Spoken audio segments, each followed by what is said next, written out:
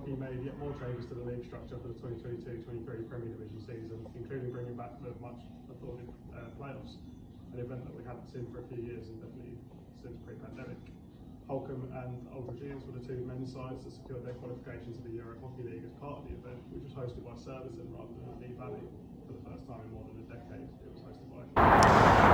If you speak to coaches, the structure in the second, now it's got a sort of third phase 3 if you like, then the playoff finals weekends. I think every coach I've spoken to is an advocate of it.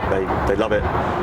It's almost a sort of I think if you could tweak it a little bit, maybe cut out and make it into a quarter-final, semi-final and final. So you're kind of replicating European, Worlds and Olympic Championships is what you need from a British point of view in terms of that sort of competition factor, that knockout phase where it really does mean a lot. It does mean a lot if you talk about the phase 2 because every match is a winning one and you've got to win it.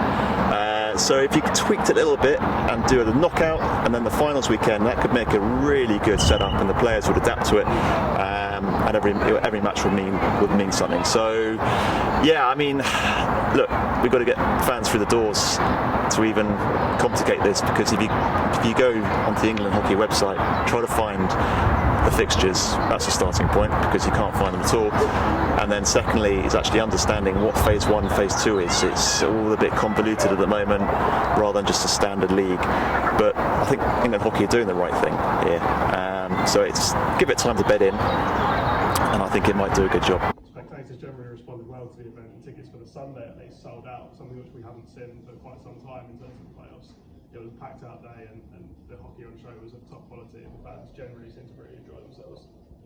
I think it's a great spectacle. It's a good advert for the sport. I think it's good to have something, a sort of a set piece to end the season with, because it gives a little bit of focus, certainly domestically, because I think we've got quite a bit of stuff going on internationally, which is a good focus, but I think a lot of the lower key sort of domestic stuff gets ignored. So having something like this is quite good.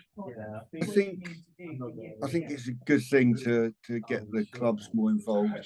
I think they need to put a bit more thought into the actual venue itself, because I think there are certain limitations, but I think you'll get that with most club venues. There are very few that would be able to accommodate that type of event and that number of people comfortably.